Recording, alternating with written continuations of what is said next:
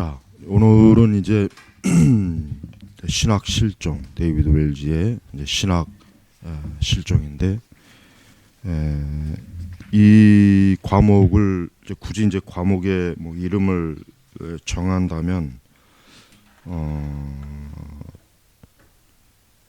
신학 비평 아니면 뭐 신학과 현대 교회 또 문화의 관계 뭐 이렇게 뭐 붙일 수 있겠는데, 지금 이 신학 실종의 지금 시리즈가 지금 4개, 그 다음에 마지막으로 이제 또 그 이 전체를 한번 요약한 또 책이 또 하나 있죠.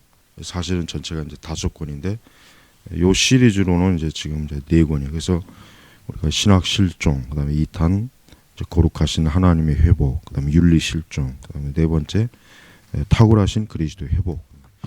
이 책을 이제 나는 이제 처음에 출간이 되었을 때부터 이제 차례차례 이제 다 읽어봤어요. 근데 책이 상당히 깊이가 있고 또 정말 목회자들이나 신학생들은 이 책을 반드시 꼭 읽어야 돼요. 뭐 2번 반복해서 읽으면 더 좋고, 왜냐하면은 우선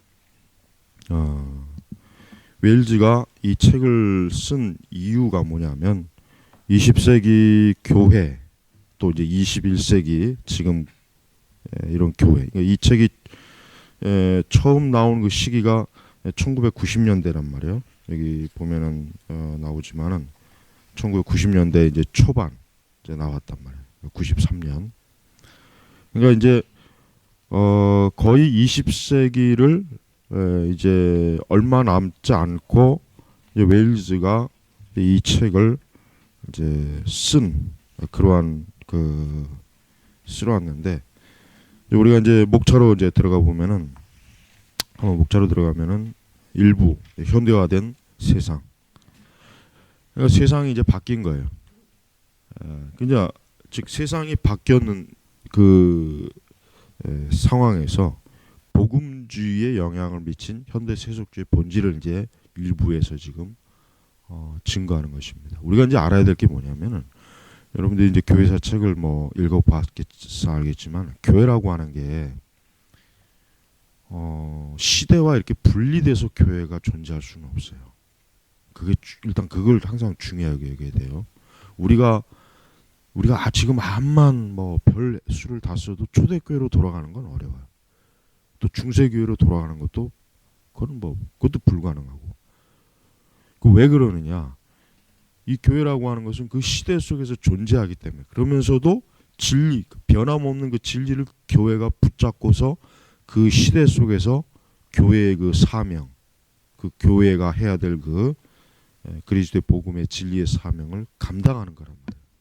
그러니까 우리는 교회라고 하는 것을 항상 어떤 고정된 세계에 놓여 있는 그런 교회가 아니라 변하는 세계에 놓여 있으면서 변치 않는 진리를 붙잡고 있는 게 교회예요. 그러니까 이 두 가지를 잘 이해를 못하는 지금 우리 뭐 대다수의 목회자들이 뭐냐, 교회가 어떤 시대에 어떤 존재해야 된다는 것은 상당히 예민하게 잘 아는데, 그러나 교회가 절대로 그 시대에 동화되지 않아야 될 그 진리의 부분에 있어서는 항상 그거는 뭐요? 마치 옛날 구약 시대의 그 지성소를 범하지 말아야 되는 것처럼 항상 그를 늘 범하지 말아야 돼. 진리를 절대로 손을 대고 그 시대에 진리를 오염되게 하면은, 그러면은 이제 교회는 그 시대가 어떻게 되면 무덤이 돼버리는 거예요. 무덤. 교회가 그 시대 무덤이 돼버려. 무덤 속에 그냥 갇혀버리는 거예요, 사실. 그래서 저 웰즈는 이제 현대화된 세상, 즉 이 세상이 어떻게 변했냐, 이 세상이 어떻게 지금 또 발전되었는가, 그러면서 이제 그것이 이제 어떻게 복음주의에 그러니까 영향을 미친 세속주의 본질을 일부에서는 다루고 있고, 그다음에 2부는 이제 현대 복음주의 교회 변화, 즉 그와 같이 현대화된 세상에서 교회가 어떻게 변화되냐 이게. 근데 여기서 말하는 변화가 개혁이 아니라 뭐야? 변질이에요, 변질. 교회는 두 종류로 여러분이 꼭 알아야 돼요. 교회는 두 종류로 항상 변화할 수 있어요. 뭐냐면 개혁으로 변하느냐 아니면 변질로 변하느냐. 변질로. 중세 시대에 루터는 어떠한 변화를 추구했어요? 개혁으로의 변화를 추구한 거예요. 그러나 근세는 교회가 어떻게 변질이 됐느냐? 자유주의 신학으로 변질됐잖아요. 그럼 그건 뭐예요? 교회가 개혁으로 변화된 게 아니라 변질이 된 거예요. 변질. 그러니까 이 개념이 굉장히 중요하니까 이 개념을 잘 알아둬야 돼요. 교회는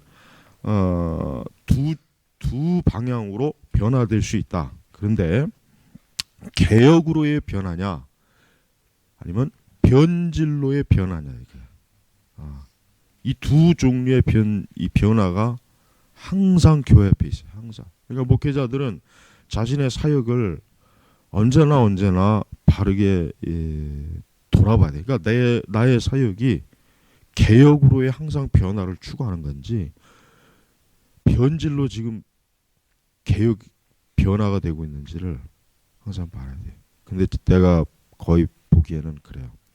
우리가 이제 이 책을 앞으로 꾸준히 공부해 보면 알겠지만은 목회자들이 자기가 개혁을 한다고 생각하는데 실제로는 뭐예요? 변질이 되고 있는 거예요. 변질이 되고 있는데 그거를 개혁이라고 생각하고 있더라고요. 참 그걸 보면은 너무 안타까운 거예요. 우리 이제 개혁주의 진영도 마찬가지예요. 우리 개혁주의도 이제 예를 들면 미국의 이제 마크 드리스쿨 같은 경우도 그렇고, 이게 뭐 이제 개혁주의에 대한 이제 고민을 많이 했겠지, 많이 고민했겠지. 왜? 저번에도 내가 얘기했지만은 지금 개혁주의라고 하는 것은 사실 전 세계의 기독교 전체, 그러니까 하여튼 기독교라고 하는 그 모양을 띤 그 전체 테두리에서 개혁주의는 정말 극히 소수밖에 안 돼요. 극히 소수밖에 안 돼요. 그렇다면은 이제 그 개혁주의가 이제 고민을 하는 거죠. 그럼 과연 우리는 어떻게 해야 되겠냐? 많은 세속주의, 또 오순절 은사주의, 또 뭐 그 외에 뭐 또 종교 다원주의, 이 포스트 모던주의 등 이런 것들이 지금 막 얼마나 지금 막 밀려오잖아요. 그러니까 그럼 개혁주의가 그럼 어떻게 해야 되느냐? 이런 고민 가운데서 이제 개혁주의가 추구하는 게 뭐예요? 올바른 그 개혁을 계속 유지하면서 하나님의 진리를 끝까지 고수하는 게 아니라 변질된 개혁을 추구하고 있어요. 근데 그 변질된 개혁을 자신들은 굉장히 똑똑하고 지혜롭고 아주 그냥 참 잘하는 걸로 착각하고 있단 말이에요. 그래서 개혁주의라고 하는 교회들을 이렇게 보면은 사실 참 여러 가지로 참 뭔가 좀 이건 아니라고 하는 요소들이 지금 많이 끼어 들어와 있어요. 이게 왜 그렇습니까? 그러니까 뭔가 어떤 변화를 추구하는 건 좋은데 그 변화가 변질된 변화를 추구하니까 사실 솔직한 얘기로 신복음주의와 거의 다를 바 없는 그런 교회 그 내부적인 요소들이 많이 있어요. 그래서 2부는 사실 그래서 1부는 뭐 그냥 여러분들이 이제 개인적으로 읽어야 되겠고, 사실 2부부터가 사실은 본격적으로 우리가 이제 강의로 들어가야 될 그 부분이 사실 2부부터. 우리 1부도 이제 제대로 읽어야죠. 먼저 그럼 지금 오늘날 세상에 지금 어떤 식으로 변화되는가, 어떤 세상인가에 대한 거. 그래서 2부를 보면은 복음주의 가장 큰 문제점은 신학의 실종. 자, 이제 이 제목 자체가 지금 신학 실종이잖아요. 그러니까 웰즈가 이제 분석하기에 결국 오늘날 복음주의 교회, 그러니까 오늘 우리 시대 교회의 가장 근본적인 교회 문제가 뭐냐면 신학이 사라졌다는 거예요. 신학이 사라졌다. 그런데 물론 이제 여기서 말하는 신학은 어떠한 신학을 얘기하냐면 정통 신학을 얘기하는 거예요. 사실 지금 신학이 없는 건 아니에요. 신학이 없는 건 아니지. 왜? 지금처럼 신학이 많았던 시대는 없었어요. 교회 역사 속에서 우리 시대만큼 신학이 다양한 흑인 신학, 여성 신학, 환경 신학, 해방 신학, 민중 신학, 포스트 모던 신학, 종교 다원주의 신학, 오순절 신학, 그 외에 생태 신학, 또 또 이제 정치 신학, 굉장히 신학이 많아요. 그런데 왜 웰즈가 신학이 실종이라고 했냐면은 신학이 많긴 하는데 정작 뭐예요? 복음주의 신학은, 그러니까 정통 신학은 없는 거예요. 즉 사도 시대부터 교회가 굳게 붙잡고 그 교회가 교회 그 어떤 교회들이 모여서 어떤 신조를 작성해서 어떤 하나의 표준, 즉 표준적 교리를 중심을 다 뼈대로 세우는 것들이 지금 교회 와서는 어디가 다 부정이 된다는 거예요. 부정이. 그것들이. 그러니까 지금 그것을 웰즈는 어때요? 그걸 지금 여기서 이제 다루는 거예요. 그래서 3장은 복음주의 교회에서 신학이 중심에서 변두리로 쫓겨났다. 그래요. 신학이 중심에서 변두리로 그냥 어떻게 됐냐면 쫓겨난 거예요. 왜? 더 이상 신학은 도움이 안 된다. 신학이 있어봐야 뭐 교회가 뭐 부흥되는 것도 아니고. 그래서 미국의 저기 뭐야 세들백 교회가 아니라 그 갑자기 이름이 생각 안 나냐? 그 옛날에 우리나라 그러니까 미국의 이제 대형 교회들이 그 부교육자들을 뽑을 때 신학을 전공한 사람을 뽑는 거는 별로 없어요. 신학을 전공한 사람이 아니라 일반 어떤 다른 것들을 전공한 사람을 뽑아다가 그 사람들을 한 6개월 동안 그 교회 자체 안에서 그냥 그 교회가 필요로 하는 그 교회 사역에 필요로 하는 그런 신학을 가르쳐요. 그러고 나서 이제 사역자로 그 교회에서 이제 채용을 한단 말이에요. 바로 이러한 그 요소들이 뭐냐? 이걸 뭘 지금 반증하냐면 더 이상 교회 그 중심 사역자들이 볼 때 뭐 굳이 부교육자들이 뭐 신학을 뭐 알 필요 없을 것 같다. 뭐예요? 그것보다는 경영을 잘하면 돼. 교회가 이제 크니까 메가처치들 같은 경우 크잖아. 그러면은 그 교회 구석구석에서 그 교회가 추구하는 것들을 운영을 잘하는 사람으로 뽑는 거예요. 그러니 굳이 신학을 잘하는 사람을 뽑을 필요가 없어요. 그러니까 우리가 빌 하이베스 교회 가르쳐. 빌 하이베스 교회. 그 빌 하이베스 교회를 분석한 그 교회가 어떻게 보면 그 책들이 있단 말이에요. 오늘이 출판 두라노 출판사에서 책들이 많이 나왔다고요. 빌 하이베스 교회 리더십, 운영 원리 뭐 이런 책들이 그 보니까 그 말 그대로 정말 전형적인 그 세속주의, 그 경영 기법. 그다음에 신학생들이 아닌 일반 학문을 전공한 사람들을 채용을 해서 단기 6개월 정도 딱 교육을 시켜가지고 이렇게 그냥 뭐 현장에 이제 투입하는 거예요. 부서 이렇게 투입하는 거예요. 자, 바로 이제 그게 뭐예요? 신학이 중심에서 변두리로 쫓겨나는 거예요. 그리고 우리나라 교회도 마찬가지죠. 우리나라 교회도 이 지역에서 어떤 교회를 가봐도 신학을 얘기하는 목사는 없어요. 이건 난 아주 장담해. 이건 뭐 내가 예언을 하는 것도 아니고 뭐 내가 뭐 투시를 하는 것도 아니고 난 아주 정말 장담할 수 있어요. 신학을 얘기하는 목사는 없어요. 신학을 교회가 얘기한다면 차라리 낫지. 그러면은 오히려 낫지. 왜? 그럼 옳은 신학이 뭐냐, 그른 신학이 뭐냐 논쟁을 할 수 있잖아요. 근데 아예 신학 자체가 변두리로 쫓겨나면은 신학에 대해서 그러니까 어떤 신학인지 뭔지에 대해서 얘기 자체가 안 되는 거예요.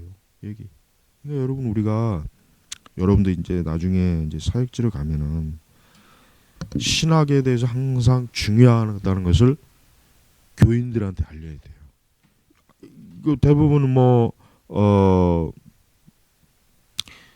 교인들에게 뭐 신학을 뭐 얘기를 뭐 하냐, 그게 뭐 중요하냐, 그냥 교인들이 열심히 교회 충성하고 봉사하는 걸 얘기를 많이 해야지 뭐 신학 그렇지 않습니다. 목회자는 성도들에게 항상 신학이 중요하다, 올바른 신학이 중요하다는 걸 가르쳐. 그래야 우리 성도들이 교회라고 하는 것은 이 신학의 진리가 중심이 돼야 되는구나, 이게 정말 중요하구나, 그거를 깨닫단 말이야. 그거를 깨달으면은 그들이 그냥 그냥 신앙생활 이렇게도 좋고 저렇게도 좋고 그냥 내가 그냥 알아서 이렇게 하면 되는 거지 그렇게 돼버려. 그러니까 방향성이 없어요. 방향성이. 그러니까 우리가 교회에서도 교인들한테 신학이 중요하다는 거를 꼭 얘기를 해야 돼요. 그래서 3장에 보면 이제 세부 제목이 사라져가는 신학, 또 신학이란 무엇인가, 신학이 실종되고 있다는 의미, 신학이 실종되고 있다는 증거, 현대성의 복음주의, 현대성의 세계. 근데 4장으로 넘어가면은 이제 개인주의 영향을 받은 현대 복음주의, 그렇죠, 개인주의, 이제 개인주의. 특히 이제 이게 근데 이제 사실은 이제 웨일즈가 이제 미국 거의 이제 서구 또 이제 미국 교회를 중심으로 이제 분석을 하니까 특히 이제 개인주의라고 하는 것을 잘 끄집어냈어요. 근데 사실 우리나라도 마찬가지예요. 동양에 있는 교회들은 그래도 좀 서구 교회보다는 이런 면에서 조금 뭐 그래도 조금 더 낫긴 하겠는데 그러나 크게 낫다고는 할 수 없어요. 왜냐하면 지금 세상 자체가 개인주의 세상이거든요. 지금 자체가 개인주의 세상이란 말이에요. 그러니까 교회도 이 개인주의 영향을 받아가지고 이 복음주의, 현대 복음주의 신앙이 어떤 형태로 변질되느냐 하는 것들을 지금 여기서 이제 분석해 놓은 거예요. 그래서 그다음에 이제 2부 자체가 지금 전체 이제 8장으로 돼 있죠. 그다음에 이제 5장으로 보면은 대중주의의 영향을 받은 현대 복음주의. 그러니까 대중. 이거는 좀 더 문화와 관련이 돼요. 그러니까 대중 문화와 좀 관련이 돼요. 대중. 그래서 교회가 이 지금 이 시대에 다양한 사람들이 어떤 공통적으로 추구하는 문화, 사상, 지식 그런 어떤 요소들의 교회가 어떻게 영향을 받느냐. 그걸 지금 5장을 분석해 놓은 거고 6장은 이제 좀 목회자에게 이제 진리 전달자에서 교회 경영 전문가로 변했다. 그러니까 목회자가 과거에는 어떤 사람이었냐면은 하나님의 말씀을 가르치고 증거하는 사람이 이게 가장 이상적이고 표준적이었지만 지금은 교회를 경영하는 사람. 그러니까 교회라고 하는 것을 하나의 뭐예요? 기업체, 어떤 사업체, 어떤 이익을 추구하고 이익을 발생시켜야 되는 그런 곳으로 나타나요. 그러니까 여러분 그 대형 중대형 교회들 이렇게 부교육자들이 어떤 기관이나 교구를 맡으면 1년에 항상 평가를 해요. 얼마나 더 늘었냐. 만약에 줄어들면은 그 사역자는 쫓겨나요. 나가야 돼. 이게 평가를 분기마다 평가를 또 하고 뭐 아니면 한 해 전체 결산한단 말이에요. 그래서 만약에 늘지 않았다, 계속 정체됐다, 그러면은 그 부교육자는 굉장히 그 불이익을 많이 당해. 뭐 그리고 이제 반대로 이제 더 많이 늘었다 그러면 이제 또 그만큼 또 이제 교회에서 좀 더 대우를 받고. 그러니까 지금 이렇게 교회가 그러니까 교회가 쉽게 얘기하면 숫자가 많아지고 또 규모가 커지고 재정이 커지면 그건 잘한 거로 보는 거예요. 무조건 그건 잘한 거로. 그러니까 하나님이 축복해 주셨고 우리가 사역을 잘했기 때문에 이렇게 됐다는 거 무조건 그렇게만 봐요. 그러니까 진짜 그런 요인이 아닌 것도 많단 말이에요. 그런데도 어때? 그렇게 이제 일반적으로 이제 어떤 기준을 세우니까 얼마나 참 그 교회가 잘못되겠죠. 7장에는 이제 하나님에 대한 견해입니다. 즉 어제 이제 우리 일반 그 개육평신 일반 신자 과정을 강의할 때 첫 번째 주제가 뭐였냐면 하나님을 바로 알자. 하나님을 바로 알자 그랬어요. 왜? 지금 하나님을 바로 알지 못하면서 하나님을 섬기는 사람들이 많이 있어요. 그러니까 자기들의 분명히 입으로 하나님 또 뭐 예수님, 뭐 성령님 이렇게 부르잖아요.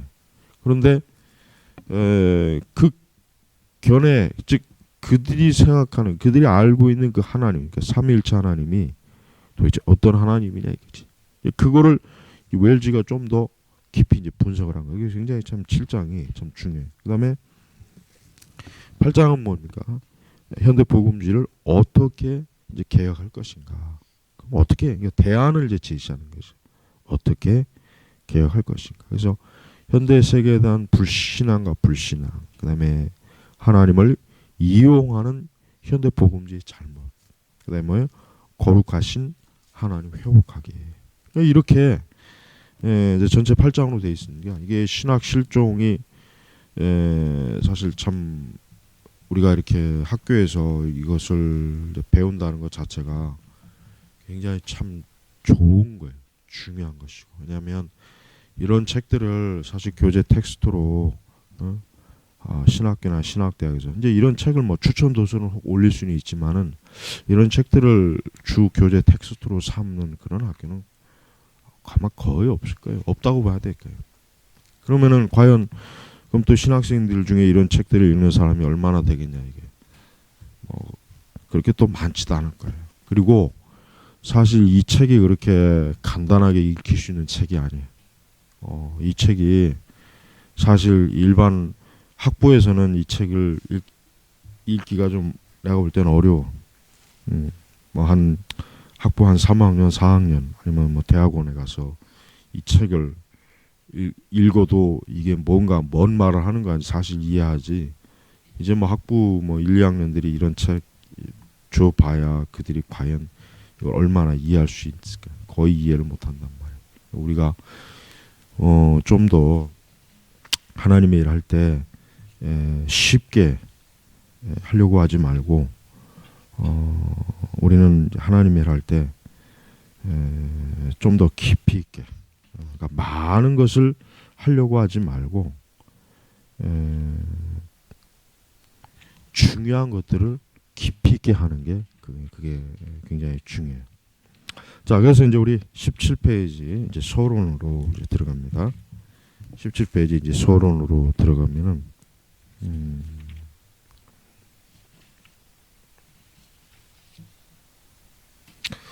자, 이제 23페이지 쪽으로 이제 넘어가면은 23페이지 그 상반절에 보면은 신학 공부의 방법론의 문제는 아주 중요하다. 신학 공부의 방법론은 중요해. 그렇습니다. 단순히 신학 공부를 하면 된다. 대다수의 뭐 신학생들이 이것을 좀 미리 알고 신학교를 선택하고 신학 공부를 출발한다면 진짜 엄청나게 하늘과 땅 차이로 아마 변화될 거예요. 자, 신학 공부의 방법론. 우리는 신학을 그저 공부하면 되지. 뭐 구약 신학, 신학 신학, 뭐 조직 신학 뭐 이렇게 공부하면 되지 무슨 또 방법론이 있겠는가 그렇게 생각할지 모르겠지만은 그러나 신학을 어떤 방식으로 어떤 내용으로 공부하느냐는 이거는 이제 거기에서부터 이제 결정하는 거예요. 만약에 신학 공부의 방법론이 잘못되면은 결국은 그 나머지 신학 공부 전체가 어떻게 돼? 오류가 생기는 거예요. 그러니까 우리가 신학 공부를 할 때도 내가 지금 올바른 방법과 방식을 가고 있느냐 그거를 알지 못하고 그냥 막연히 그냥 열심히 하면 되지 열심히 기도하고 하면 되지 하는 그렇게 그런 생각을 이제 싹 버려야 돼. 야, 그런 생각을 가지고 있는 목사들이 또 신학생들이 다 문제를 일으키는 거란 말이야. 주의해야 된단 말이야.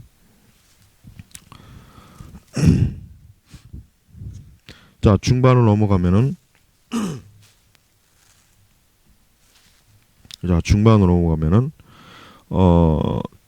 조금 다른 방식으로 말하자면 만약 신학이 쇠퇴하고 있다면 그 점에 대해 의심하고 있는 사람은 거의 없는데 그 이유는 자체적으로 치료할 수 있는 원천을 개발하고 있지 않기 때문이라는 것이다. 그러니까 신학이 쇠퇴하고 있다는 것을 의심하고 있는 사람이 거의 없다 이거죠. 거의 없다. 그러니까 신학이 뭔가 문제가 있다. 야, 이게 우리 오늘날 신학이 뭔가 잘못된 것 같다. 신학이 뭔가 변질된 것 같다. 신학이 뭔가 근원적인 성경에서 이탈되고 있는 것 같다.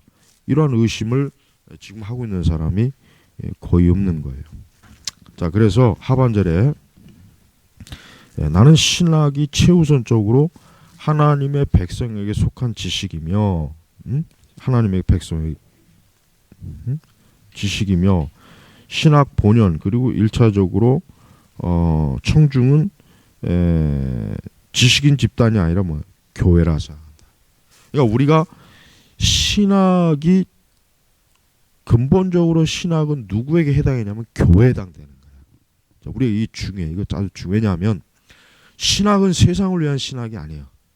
신학은 우리가 교회 바깥에 있는 사람들에게 기분 좋게 하고 그들을 만족해 하고 그들에게 좀 이렇게 입맛을 맞춰서 하는 게 아니란 말이에요. 하지만 지금 신학은 어때요?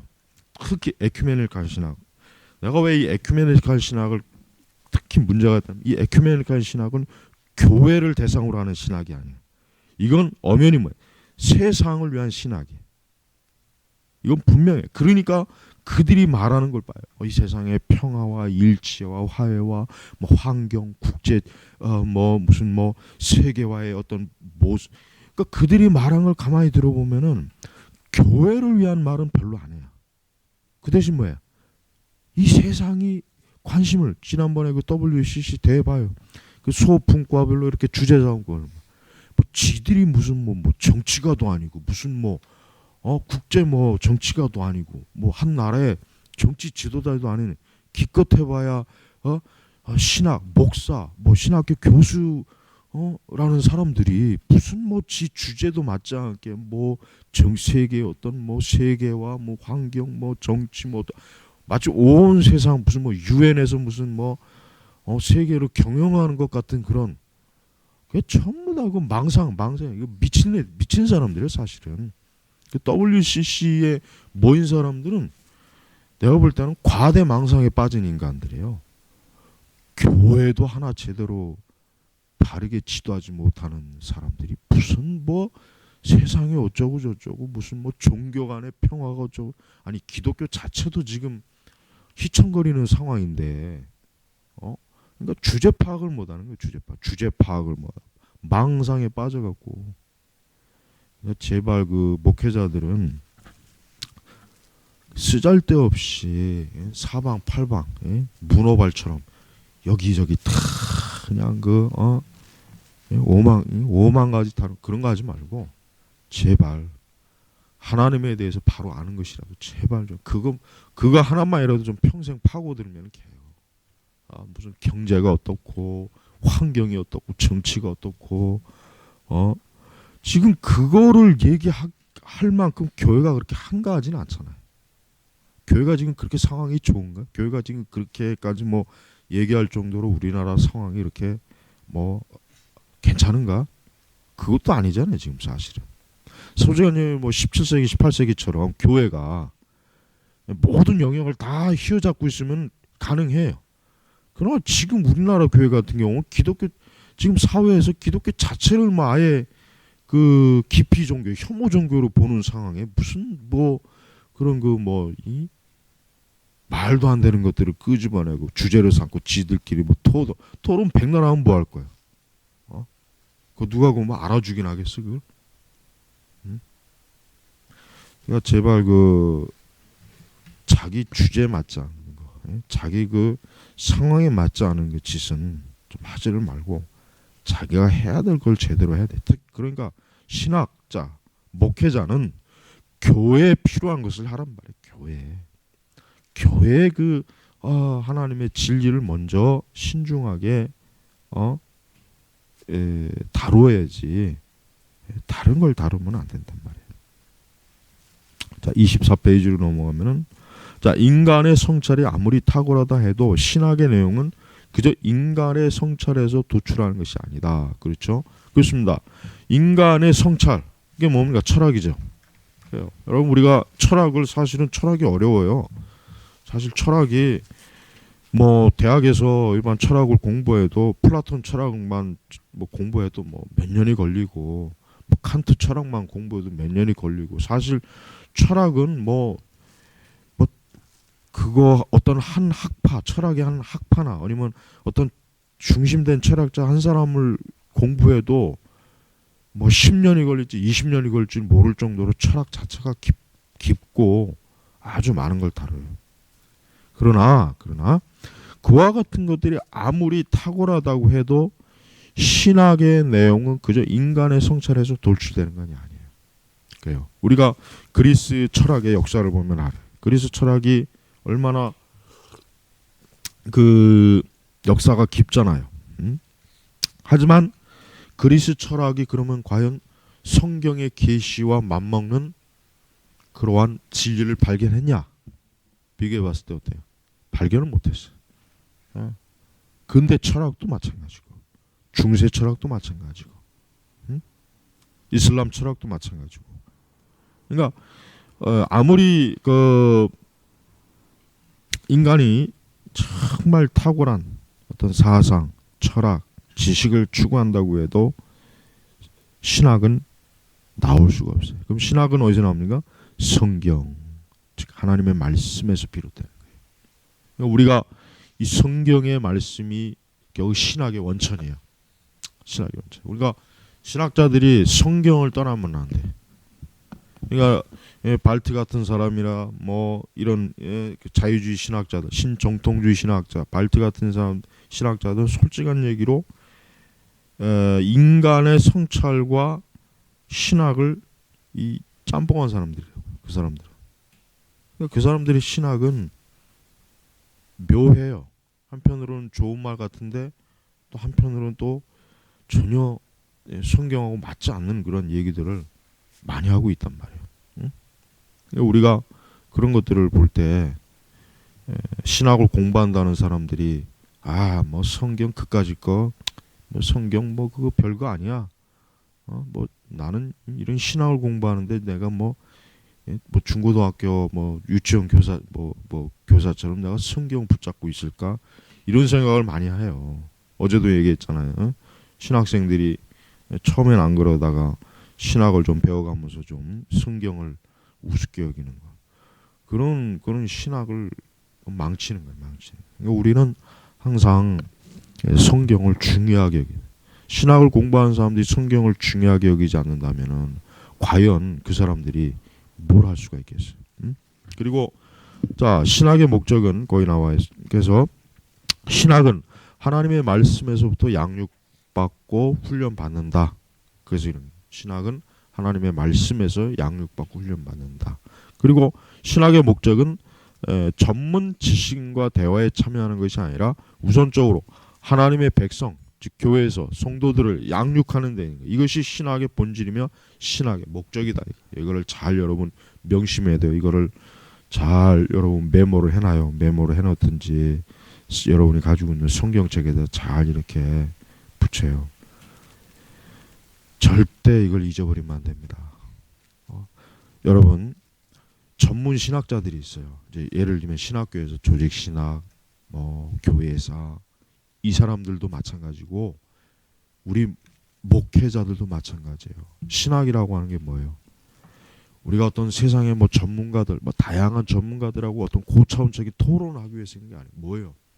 하나님의 백성들을 양육하는 게. 가장 쉬운 말로 얘기하면 그들에게 생명의 말씀을 먹이는 거란 말이에요. 여러분 예수님의 사역을 보세요. 예수님이 만약에 예수님이 소크라테스나 플라톤이나 아리스토텔레스처럼 그런 말 하려고 이 세상에 왔다면은 다 그 이스라엘 백성들이 굶주려 다 죽죠. 안 그래요? 하지만 예수님이 뭐야? 자기 생명의 떡, 자기 자신의 생명의 떡이라 그랬어. 양식이라 그랬어. 그 뭐예요?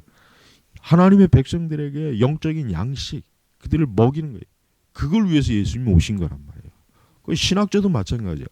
그러니까 왜 현대 신학을 내가 이제 전에도 이제 다른 우리 학교에서 이제 현대 신학을 가르쳐 봤지만은 현대 신학은 정말 내가 볼 때는 진짜 굳이 현대 신학을 꼭 배워야 되나 하는 생각을 해요. 하지만 이제 하도 이제 현대 신학의 그 오류들이 이제 막 곳곳에 왔으니까 이제 그걸 분별하기 위해서 배우는 것이지만 현대 신학 자체는 정말 백해무익하다는 게 나도 가르치면서도 확인하는 것이고 그건 분명해. 현대 신학을 여러분 아무리 여러분이 공부를 많이 해봐요.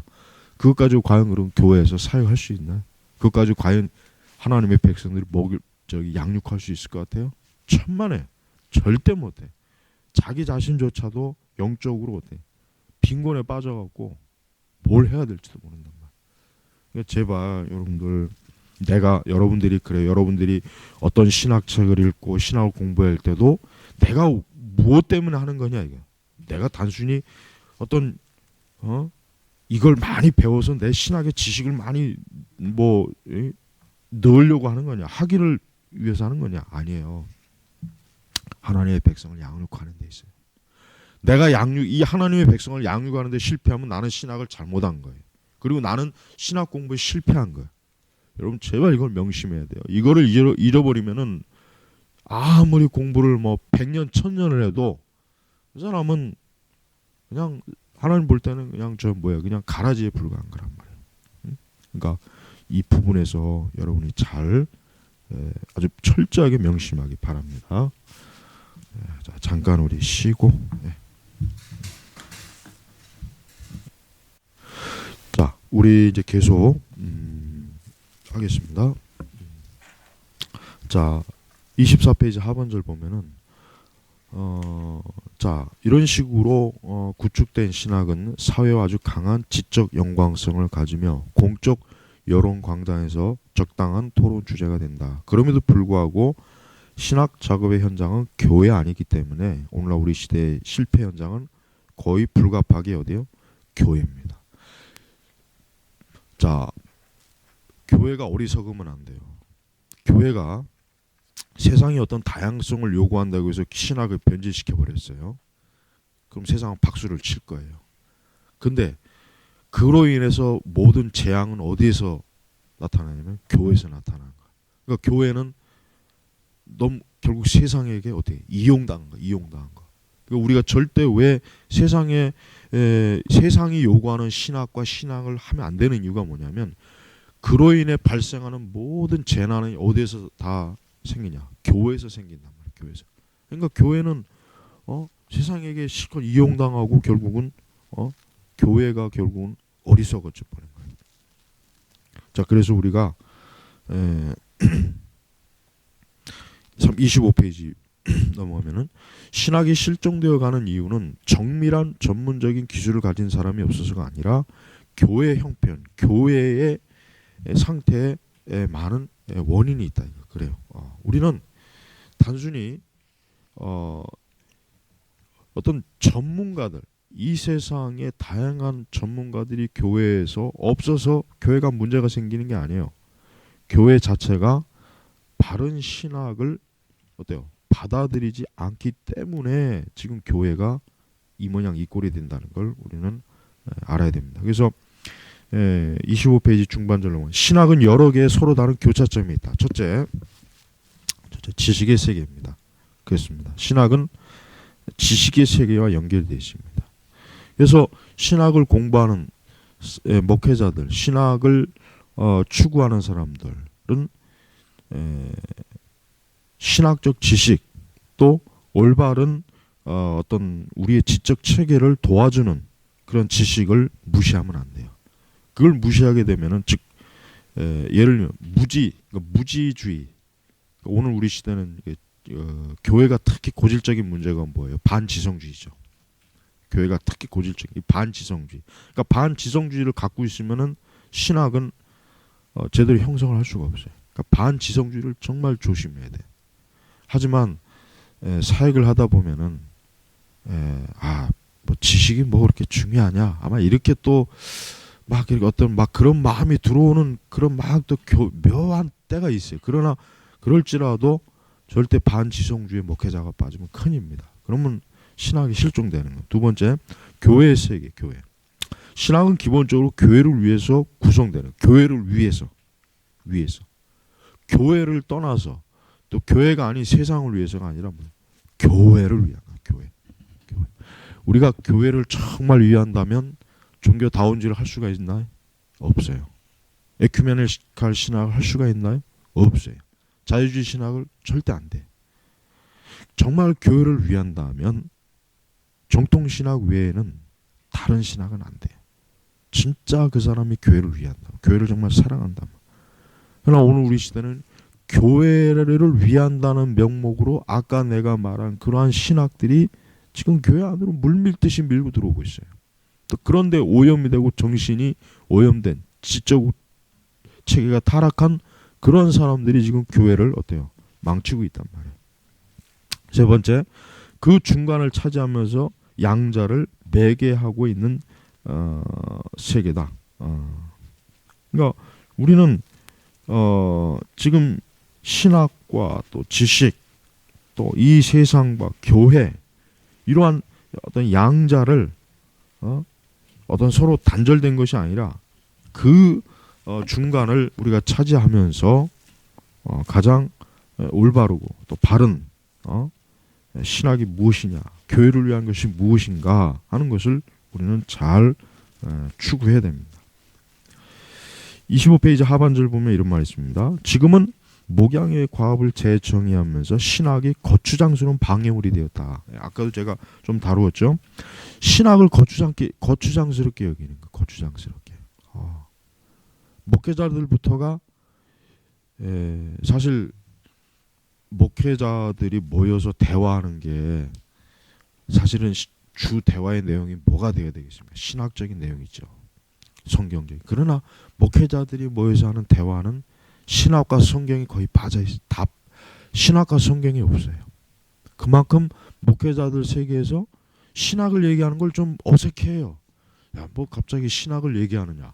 근데 사실 목회자들이 신학을 얘기 안 하면 뭘 얘기하겠냔 말이에요. 다 자기 봐요. 이 세상도 그래요. 이 세상도 옛날에나 우리 교회 밑에가 이제 카센터였단 말이에요. 그럼 이제 그 사람들은 맨날 모여서 밥 먹을 때 뭐 하면은 맨날 차 얘기만 해. 맨날 차가 어떻고 차 정비 어떻고 그런 기술적인 얘기들 맨날 거의 그것만 얘기해. 근데 목회자들은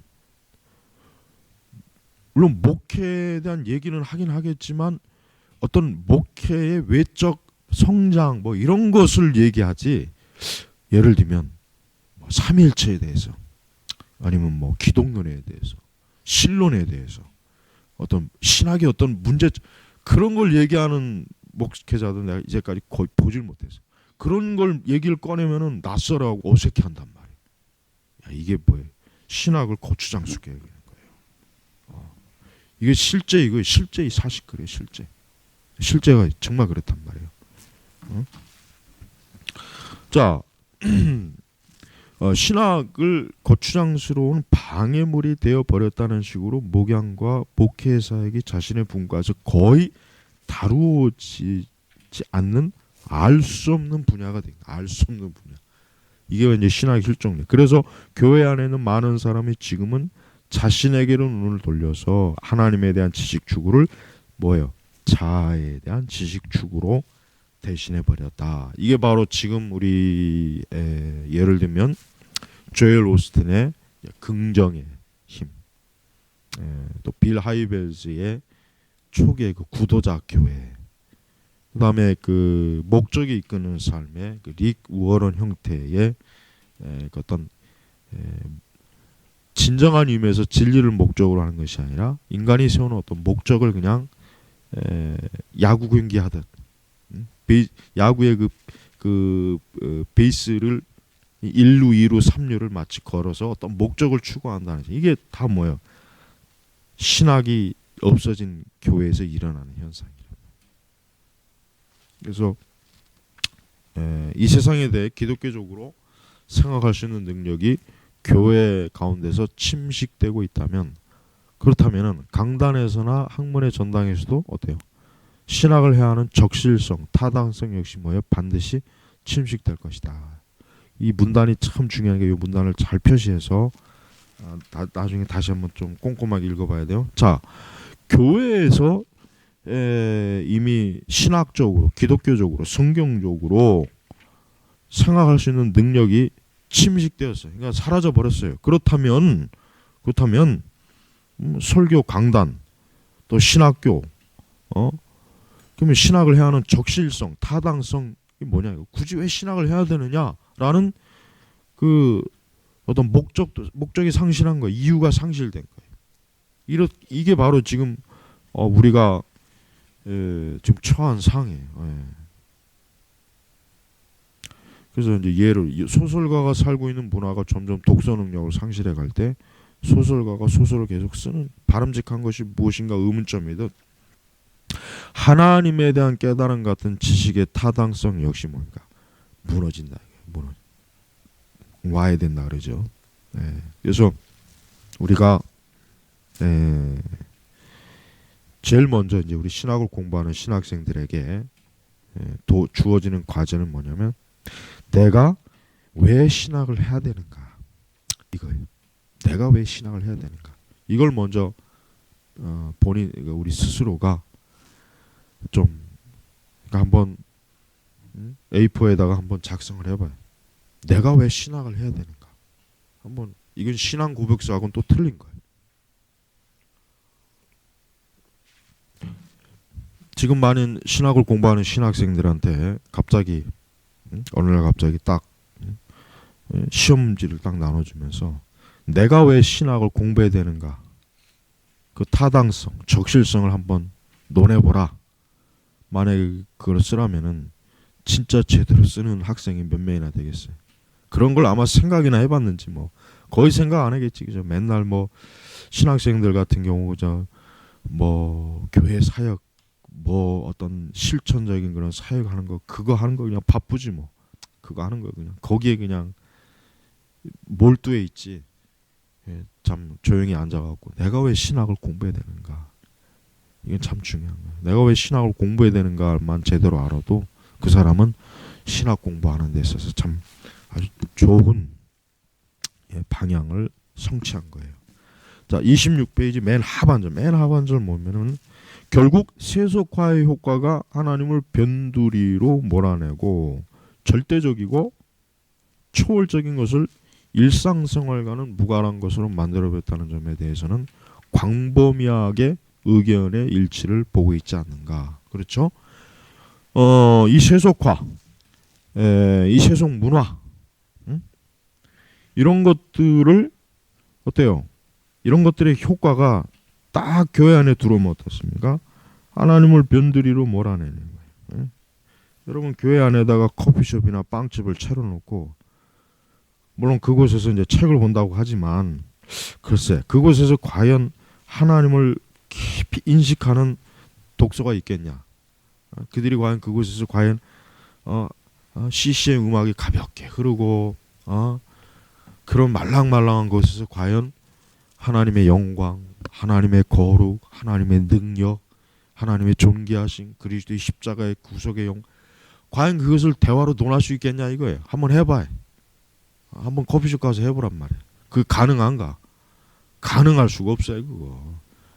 그러니까 특히 이제 이 개혁교회마다 조금 규모가 되면은 그 커피숍이나 빵집 차려놓고 거기서 교인들이 모여서 뭐 청년들이 모여서 뭐 또 커피도 마시고 뭐 그렇게 해가지고는 과연 하나님의 어떤 초월성, 영광, 하나님의 나라, 천국, 하나님의 심판, 또 특히 하나님의 심판, 죄인들에 대한 하나님의 엄하신 그걸 과연 그러니까 한번 커피숍 가가지고 에드워즈의 그 죄인들을 향한 하나님의 진노 그거 한번 읽어보라고요 한번.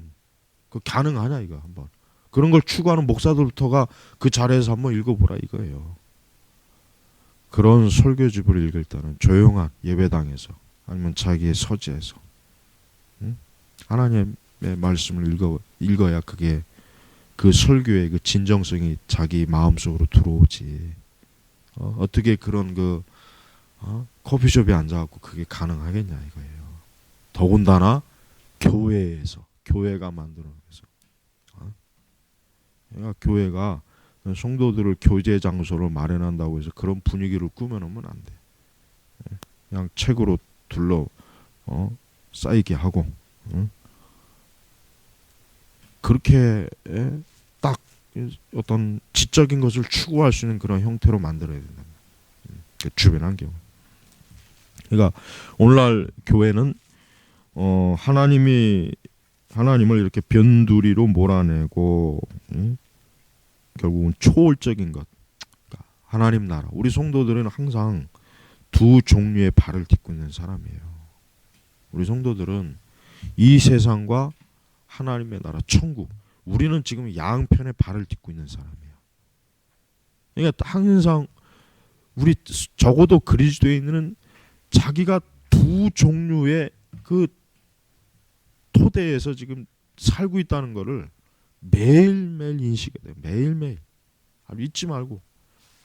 그러니까 목회자들은 설교할 때 항상 성도들에게 지금 이 땅에서 당신들이 살고 있는 것이 아니라 한편으로는 저 하나님의 나라 천국에다 역시 하나의 발을 지금 딛고 있다. 우리 하나님이 나를 부르시면 언제든지 나는 이 세상에 있는 발을 띄고 하나님 나라에다가 딱 두 발을 딜 때가 있다. 언젠가는. 그걸 명심하고 살아라 이거지. 그리스도인이라고 해가지고 그냥 이 세상에서만 부대끼는 것만 그러니까 교회가 문제 해결식의 신앙이 왜 나오냐면은 항상 이 세상만 그러니까 마치 성도들이 이 세상에만 뿌리를 내려 있다는 생각을 갖고 있는 거예요. 그건 정말 잘못된 생각이죠. 실제로 뭐예요? 어쩌면 우리 자신도 인식을 못해서 그렇지 그걸 깊이 성도는 진짜 구원받은 성도는 어때요? 그 한편 발이 천국에 가 있다고 봐야 돼요. 이미 주님 앞에 서 있다고 봐야 돼요. 한쪽 발이 하나님 보호자 앞에 있는 거란 말이에요. 27번 페이지 중반절 보면 우리의 삶에 대한 변치 않는 진리, 즉 하나님과 세계와 인간 본성에 대한 위대한 보편적 진리보다는 문화와 개인의 상황 가운데서 변하는 것에 소진되고 있지 않은가. 우리는 지금 절대적인 것 대신에 상대적인 것, 하나 대신에 많은 것, 통일성 대신에 다양성, 신적인 것 대신에 인간적인 것, 공적이며 보편적인 진리 대신에 우리 자신의 개인적인 종교 체험을 체험하고 있지 않은가. 지금 이 문장이 참 중요합니다. 여기도 표시를 꼭 해야 돼요. 네. 웰즈의 그 글은 참 탁월해요. 정말 웰즈의 글은 굉장히 탁월합니다. 아주 신학과 이 세상의 그에 대해서도 아주 정확하게 참 분석을 참 잘해요. 아주 너무 뛰어나요. 자, 그래서 우리가 우리 삶에 대한 변치 않는 진리, 그러니까 인간의 삶에 대해서 그 삶을 규정하는 다양한 소리가 있어요. 지금 우리가 이제 이 세속 방송에 보면은 인간의 삶에 대한 다양한 관점을 다룬 프로그램들이 참 많은데 그러한 것들은 다 뭐예요? 변하는 진리, 그냥 변하는 진리를 가지고 이 세상과 사람과 인간의 삶에 대해서 다양한 처방을 해주잖아요. 또 그런 것들이 또 어느 정도 유익한 면이 있긴 하는데 그러나 변치 않는 성경의 진리로 우리가 즉 뭐야 하나님과 세계, 인간 본성에 대한 보편적 진리, 성경의 진리예요. 그 다음에 또 문화와 개인의 상황 가운데서도 역시 또 변하는 것에 소진되고 있지 않는가. 거기에 우리가 낭비하고 있지 않느냐 이거죠. 변하는 것, 그건 뭐 이 세상이죠. 또 우리는 지금 절대적인 것, 이거 성경의 진리예요. 절대적인 것 대신에 상대적인 것, 이것도 이 세상이죠. 세상 가변적인 거 항상. 그다음에 하나 대신 많은 것. 그러니까 우리 하나님의 진리의 어떤 하나의 그 토대가 아니라 다양한 거예요. 다양한 거. 어떤 통일성, 진리는 통일성이 있거든요. 그러니까 통일성 대신 다양한 진리. 기독교에만 진리가 있겠냐? 다른 종교에도 진리가 있지 않겠는가? 기독교가 꼭 유일성이 그게 정당한 것이냐? 우리가 다른 세계, 다른 주의, 다른 관점에도 좀 교회가 귀를 기울이지 않겠느냐? 이게 다양성을 지금 교회가 추구하죠. 신적인 대신에 뭐 인간적인 것. 오늘날 목회자들의 설교가 하나님이 누구이시냐, 하나님이 어떤 분이시냐가 아니라 우리 사람이 어떻게 잘 사느냐, 너의 고통을 어떻게 해결하느냐, 너의 문제를 어떻게 해결하느냐, 너의 자아를 어떻게 실현하느냐, 인간적인 것.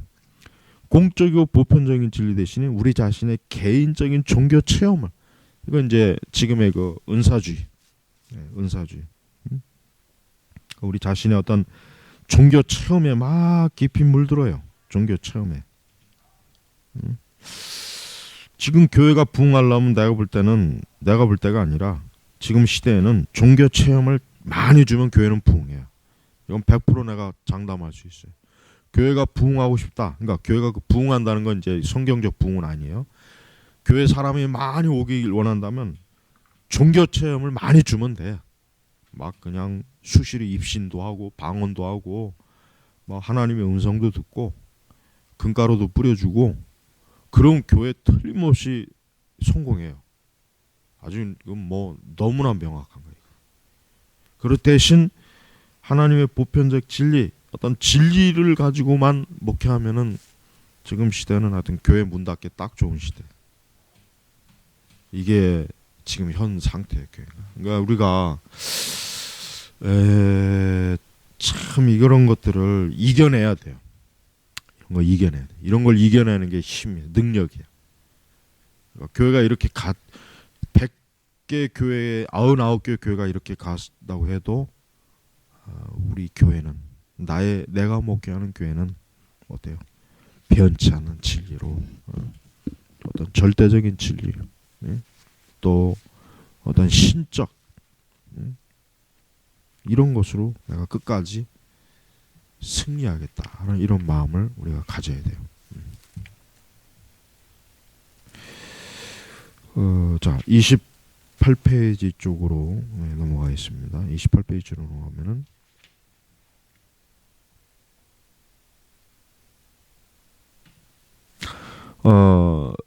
문화와 28페이지 상반절 쪽에 보면은 문화와 종교의 고백과 개인 상황의 다양성이 승승장구하고 있다.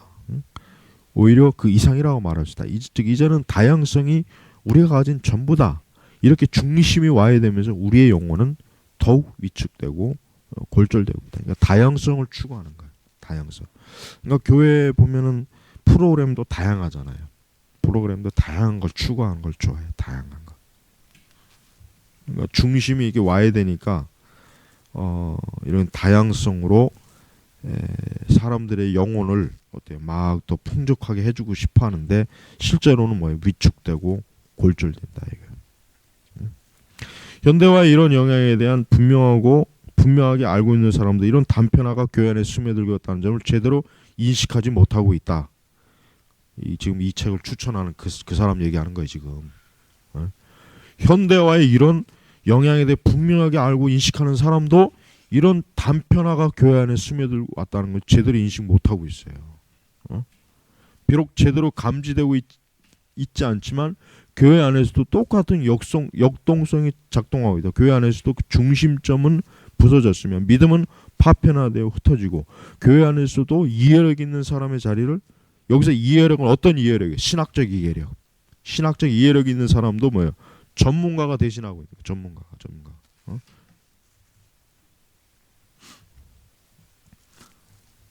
자, 그래서 우리는 교회 안에 다른 영역과 마찬가지 흔히 복음주의 운동이라고 부정확하게 불리는 영역에서도 이런 현대화의 영향력이 분명하게 명확하게 지금 드러나고 있습니다.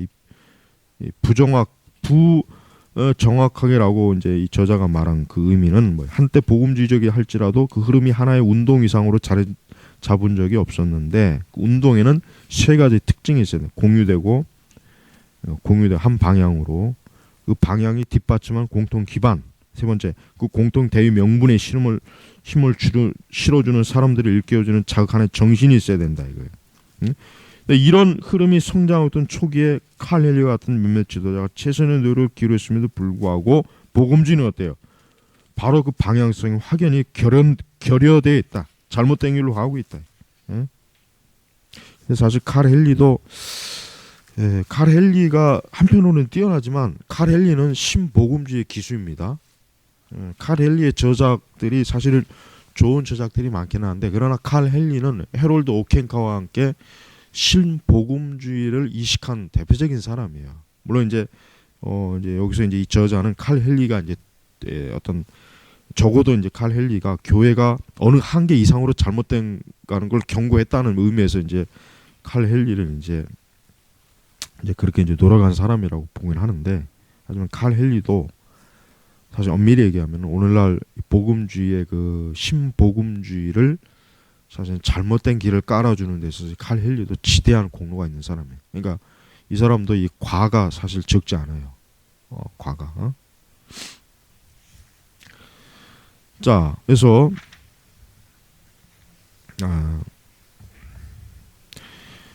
29페이지 이제 중반절 보겠습니다. 중반절.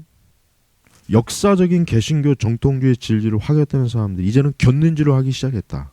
신학적 중심이 물러나기 시작하면서 복음주의자들은 카톨릭, 동방정교회, 페미니즘과 같은 특별한 이해 집단들, 그다음에 가장 골칫덩어리 WCC의 경건주의자들, 세계교회협의 경건주의자들, 지난 우리나라 부산 WCC를 주도적으로 이끌었던 사람이 이런 사람들이에요. 급진 정치 등과 연합하기 시작했다. 하지만 이런 잠재력 있는 운동에서 가장 중요한 것, 즉 신학적인 통일성은 점점 희박해졌다. 이거 점점 핵심에서 벗어나게 되었고, 그리고 이 공통 기반이 옅어지면서 공통 방향이라는 유사성도 소멸됐으며 정신도 아침 안개처럼 사라져버렸다. 그러니까 중심적 이거 복음주의, 과거에 우리가 이제 내일 우리가 할 게 있죠. 내일 우리가 이제 배우는 것 중에 이제 복음주의 그 신학 시리즈, 역사 그 신학 시리즈 하죠. 자, 그 책에 이제 읽어보면은 적어도 18세기의 그 복음주의, 19세기의 복음주의 방향은 그래도 하나의 어떤 세계 선교, 세계 복음화, 어떤 교회의 어떤 그 건전성, 어떤 그 하나님 중심적 교회, 이런 방향으로 적어도 갔던 그 방향이 20세기 중반에서는 이제 어때요? 방향이 흐트러진 거예요. 하나의 공통된 방향이 이제는 막 뭐 가톨릭, 동방 정교회, 뭐 페미니즘, 뭐 세계 교회 협의회, 막 급진, 이게 막 어때요? 와야 된 거. 굉장히 그래서 우리가 현대 교회사를 특별히 잘 배워야 돼. 현대 교회사를 잘 배우면은 이게 이제 정확하게 그 부분을 이제 그 지금 여기서 말한 건 이제 현대 교회사에서 이제 다뤄야 되는 거죠. 그러니까 우리는 교회는 이제 방향 여기 이제 29페이지 중반에도 나오지만 복음주의는 방향 감각이 사라지면서 어때요? 정신도 사라졌어요. 정신도.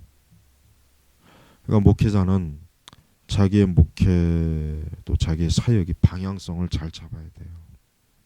그러지 않고 그냥 막 그때 리그 워런이 유명하면 리그 워런을 쫓아가고, 뭐 또 제자 훈련이 유명하다면 또 제자 훈련 가서 또 뭐 은사주의가 하고.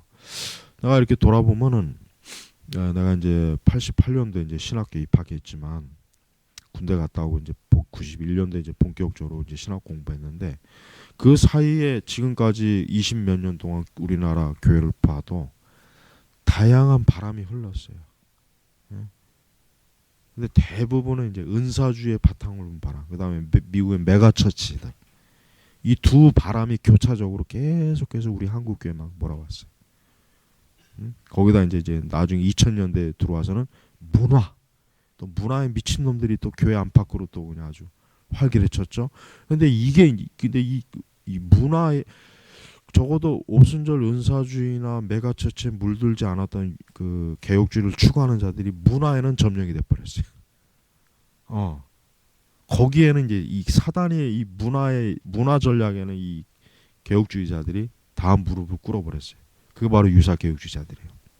근데 그거를 지금도 인식을 하는지 안 하는지 모르겠어요. 좀 나를 물어보고 싶어요. 그런 사람들. 당신들은 지금 문화에는 당신들이 지금 뭐 은사주의나 이런 걸 그런 거는 당신들이 주의하는 건 잘 아는데, 그러나 당신들 문화에 지금 점령이 된 건 알고 있느냐? 그러니까 난 유사교육주의자들한테 당신들이 지금 문화에 대해서만큼은 지금 속수무책인 걸 알고 있느냐? 그걸 꼭 묻고 싶은 거예요. 응? 그래서 우리가 복음주의가 이렇게 방향성을 상실하고 그 정신, 즉 진리에 근거한 그 어떤 지적, 정신적 이런 어떤 중심을 지금 교회가 상실이 되었다는 거, 이걸 이제 우리가 알아야 돼요. 자, 하반절 보면은 일반 문화와 기독교 신앙 가운데서 이런 파편화가 진행되고 그 중심이 길을 내어주면서 사람들이 점점 어때요? 믿음에서 떨어져 나가요. 사람들이 점점. 그럼 여기서 말하는 믿음은 어떤 믿음이요? 정통 신앙을 믿는 믿음이에요. 그냥 믿음이 아니에요. 그냥 믿음은 아직 있어요. 그러니까 어쨌든 교회 사람들이 차지 않습니까? 우리나라 어쨌든. 근데 그러나 그들이 정말 가지고 있어야 되는 정통 신앙의 믿음은 사라진 거예요. 없어진 거예요. 그러니까 복음주의도 18세기 복음주의는 건전한 복음주의예요. 그러나 20세기와 21세기의 복음주의는 건전하지 못해요. 그러니까 그 복음주의를 복음주의라고 사실 부르면 안 되고 그냥 그래서 이제 신복음주의라고 부르죠. 그러니까 우리가 복음주의도 구분해야 돼. 복음주의와 신복음주의를 구분해야 돼. 근데 우리나라 교회는 어떤 복음주의입니까? 신복음주의예요. 우리나라 교회는 다 신복음주의예요. 신복음주의가 아닌 교회가 없어요. 그런 교회가 있으면 어디 한번 끄집어내봐 있는지. 그래서 우리는 하나님이 더 이상 현존하지 않는 문화는 어떤 것이든 다 믿는다. 그러니까 문화에 아까 내가 얘기했죠.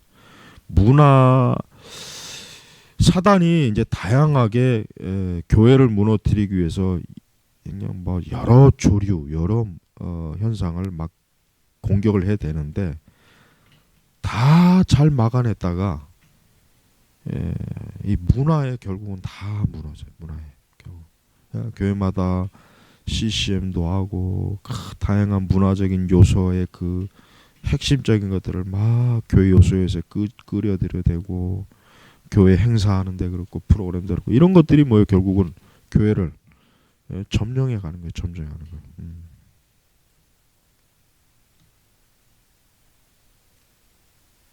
자, 그래서 우리는